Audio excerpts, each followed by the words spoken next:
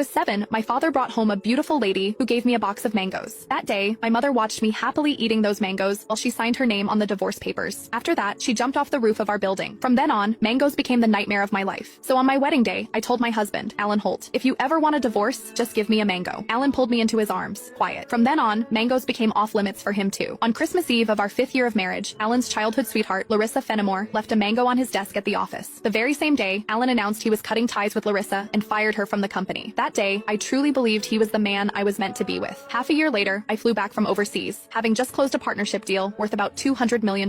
At the celebration dinner, Alan handed me a drink. After I had finished half the glass, his so-called childhood sweetheart, the woman who had been kicked out of the company, stood behind me with a big grin and asked, "Does the mango juice taste good?" I stared at Alan in disbelief, and he was trying hard not to laugh. "Don't be mad. Larissa insisted I played a little joke on you. I didn't actually give you a mango. I just gave you a bottle of mango juice. But I think she's right. The fact that you don't eat mangoes is a real problem. You were really enjoying that juice just now." My face went cold. I lifted my hand and threw the rest of the mango juice in his face, then turned around and walked away. Some things are never a joke. I wouldn't kid around with mangoes or divorce. Ms. Mendez, your stomach condition flared up again because of stress and emotional triggers. If there's something you really don't like to eat, you mustn't force it down again. The next time might not just be a stomach ache. We might have to remove part of your stomach. Stay in the hospital for observation for 1 day, and contact your family as soon as you can. When I heard the doctor say that, I went completely quiet. For the sake of a new project, I had been overseas for 39 straight days, working day and night, and I finally made it back in one piece. I never expected that at the celebration dinner, 1 glass of mango juice from Alan would land me right in a hospital bed. Out of habit, I tapped open my pinned chat on WhatsApp, typed 2 words, and then realized something felt off. Looking closely, I confirmed that it was Alan Holt. He had just changed his profile picture. Now, it was a green mango. While I was staring blankly at the chat window, Alan's call came through. He sounded cold. "I'm already home. Where are you?" I said nothing. Any other time, I would soften my voice and act like a spoiled little girl with him. But tonight, I honestly didn't know what to say. Alan sounded annoyed. "Myra, how long are you planning to keep this up?" "I'm at the hospital." Alan went quiet. He had never shown much interest in my health. He would never have guessed that 1 glass of mango juice from him would send me straight to the emergency room. "Stay put at the hospital. I'm coming over right now." I didn't want to deal with him, but my body was so weak that I didn't feel like moving at all. Time dragged by. The doctor came in to check on me 3 different times, and Alan still didn't show up. Right before I went to sleep, I glanced at my phone one last time and saw Larissa Fenimore's new post on her social feed. Every time I get hurt, my knight in shining armor shows up. I'm so lucky. The picture under it was a shot of Alan putting a bandage on her. Larissa's profile picture was a yellow mango. It was pretty, but it made me sick. Alan and I had known each other for 10 years, and he had always known exactly where my bottom line was. After so many years in business, he also knew perfectly well how to keep a proper distance from other women. But now, he kept crossing that line again and again. In that case, our marriage and the newest project I had negotiated no longer needed to exist. I had closed a $200 million